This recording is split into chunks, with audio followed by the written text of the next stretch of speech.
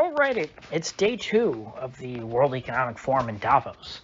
And, yesterday I spent trying to think through in my head what I actually think these people are trying to accomplish, what the big picture is, because there is, as we all know with these big meetings, there are the open-door, public, televised, or live-streamed events where they tell you what they want you to think that they're all about.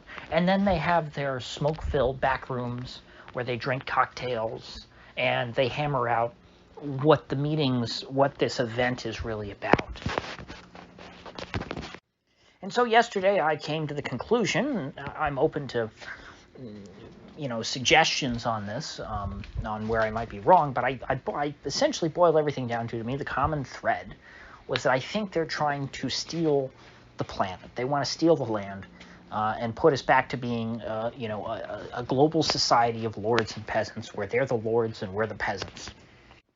But today, I want to talk about not what's going on inside of Davos, but what's going on outside of Davos.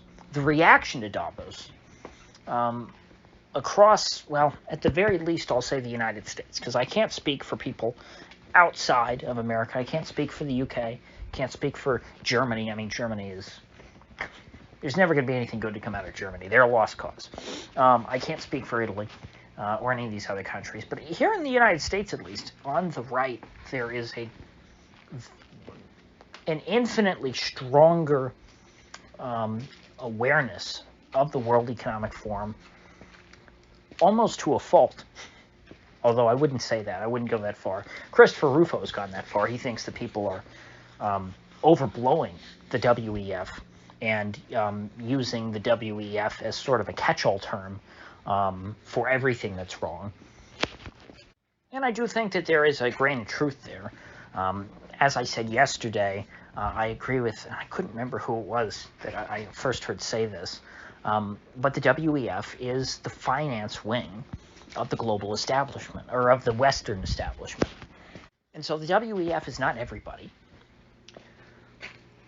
But at the same time, they're very much one of the major coalitions. It's not that the WEF necessarily has a stranglehold on the entire Western world in and of itself. I don't think that Klaus Schwab is a god emperor of the Western world.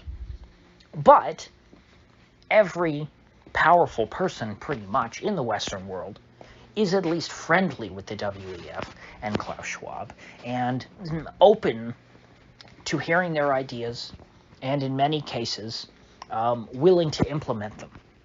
So you can't just blame everything that's wrong in the West on the WEF, but you can blame the WEF for the things that they're advocating, because they are promoting and pushing this nonsense on our planet, on our societies. But as I said earlier, people in America, I think, have woken up to this to a great extent. And the fact that the WEF is an organization that exists out in the open makes them a lot easier to criticize. It's not, and so I don't think it's such a bad thing that people are lumping everything wrong with the West in with the World Economic Forum, because the World Economic Forum is something tangible that we can grab onto and say, hey, the world would be a better place without you guys in it. And so, yes, it's true. The World Economic Forum does not represent everything that is wrong with the West, but everything that the World Economic Forum represents is wrong with the West. Does that make sense? Everything that they're for is bad for us. And so,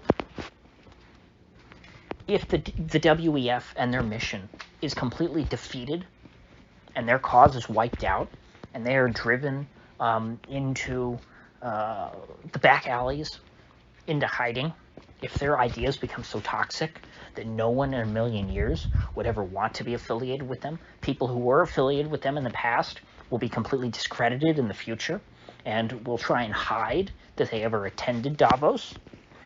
If that were the case, we, as freedom-loving people in the West, would lose nothing. There is nothing positive coming out of the WEF. Everything coming out of Davos is negative if you're a regular person. And so that's why I'm very much in support of demonizing them as much as possible, because you're not really demonizing them. All you have to do is acknowledge what they stand for. You don't have to make them look like demons. They make themselves look like demons. What they support is demonic. Scott Adams got upset with Elon Musk over this idea that the World Economic Forum believes in, depopulating the Earth, and even leaving aside that, a lot of bigwigs associated with the WEF openly have talked about wanting to reduce the population of the planet.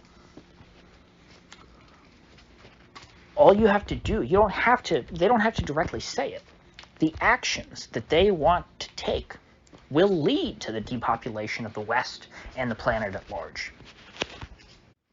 Their so-called green agenda, as I've talked about in the past, would kill hundreds of millions, if not billions of people. It takes a lot of energy to sustain the global population, which is constantly growing. If you try to just take the cheapest energy, the most, i.e., when I say something's cheapest, that means it's the most plentiful. If you take the most plentiful energy out of circulation and say, we're not going to use that, you say, we're only going to use this very, very scarce energy. Energy in general goes from being relatively available to being relatively scarce. And without enough energy, people will starve, economies will break down, societies will no longer be able to sustain themselves,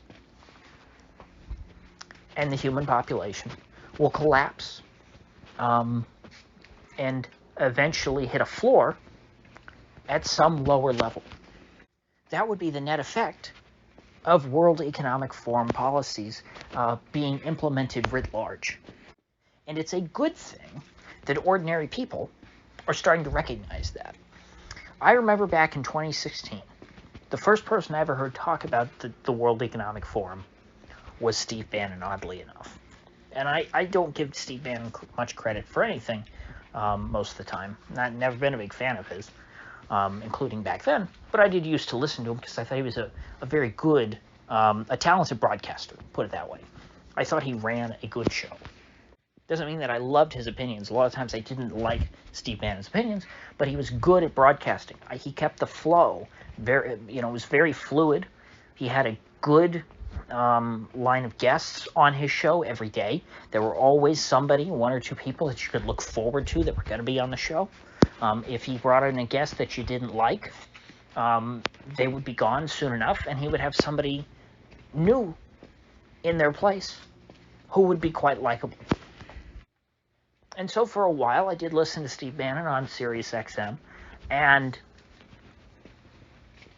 he would talk all the time about the party of Davos and talk about that's who really wants to keep Trump from being elected.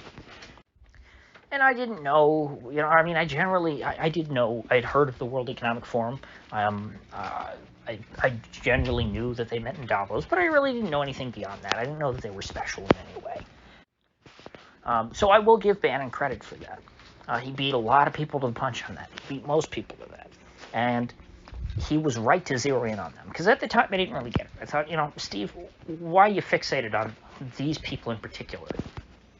But eventually, as I listened to them more and more, I began to understand why. And, I think for most people, the breaking point was that infamous video, "You will own nothing and you will be happy." And I think that Klaus, to this very day, curses whatever underling of his produced and released that video. Although, to be honest, I don't know how big of an organization the World Economic Forum is. Maybe Klaus even saw that video before it went out. And so maybe deep down he curses himself for allowing it to go out because it was so straightforward. And it made it so easy for ordinary people to watch that and understand, hey, these people want to destroy my standard of living. They're a threat to me and my family. And therefore, they're my enemy. And I need to defeat them. That didn't work out well for Klaus.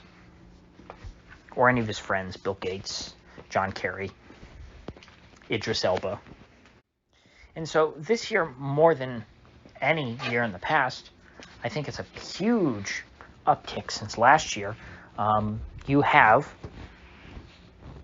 people who are very much openly opposing the party of Davos, as Steve Bannon once called them. You have Elon Musk, invited, of course, being the big billionaire that he is, one of the richest people in the world. He was invited to Davos, and he turned down their invitation. In his words, and this is classic Musk, never quite saying what he actually means. He said, well, it sounds boring AF, trying to be trendy with the kids. What Elon meant by that is that in his new position, this new public persona that he's been cultivating since purchasing Twitter, it really is not in his interest to go be associated with these people. Elon Musk does not want to associate with the likes of Klaus Schwab and Brian Stelter. Elon understands that his new constituency, his fan base, his customers now see the World Economic Forum as an existential threat to their happiness. And so he's not going to go in and validate the WEF. And so I hope we see this more and more. We want more and more we want politicians to be afraid to go to the WEF. Of course, you've got the likes of Joe Manchin and Kirsten Sinema there. You've also got a bunch of Republicans there. But as Mr. Breitbart used to say, politics flows downstream from culture. So it will take time for the politicians to catch up, but eventually it will be the case that politicians who attend the World Economic Forum meeting in Davos will be seen as toxic. I think that Joe Manchin attending Davos this year is going to be seen by his constituents in West Virginia as a major stab in the back. And the next time that he runs for any statewide office in West Virginia, whether it be for the Senate or for the governor again, I think that this moment, he better hope there's no pictures, because that picture of him in Davos will be plastered by his Republican opponent, if they have half a brain, and say, look, Joe Manchin is meeting with the people who want to make you all live in pods, who want to get you out of your hollers and into these woke left-wing dystopian cities where everything has white walls and you have to ride a bicycle down to the corner store, where of course they only sell generic food, no name brands.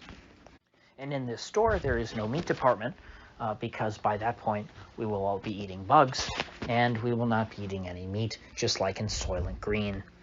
And so if you want to live in Soylent Green, you will vote for Joe Manchin. If you want to live in the lush, green, rolling hills of West Virginia and eat steak for dinner and continue to worship your God and drive fast cars, you will vote for me. Now, obviously, you'll clean up the language a little bit. It will be presented or delivered in a compelling way, but you would write an ad that is something like that. You would label Manchin Davos Joe, and I think that would stick. Manchin, perhaps, either he plans on retiring after this term, or he doesn't think that this will come back to bite him, which I think is unwise. And there are a lot of, there are Republican congressmen. I believe, I don't have a full list. I should have looked at a full list and picked out specific people to pick on, and to say, what the hell is wrong with you? But we know what's wrong with them. The politicians who attend the World Economic Forum, especially after everything that has gone on with the base, they know what they're doing. They're spitting in your face. That's the bottom line. So with that said, I think that we're winning. I think that in a few years, the World Economic Forum will be seen as a joke, and that Klaus will have lost most of his influence. So with that said, I will see you folks back here tomorrow.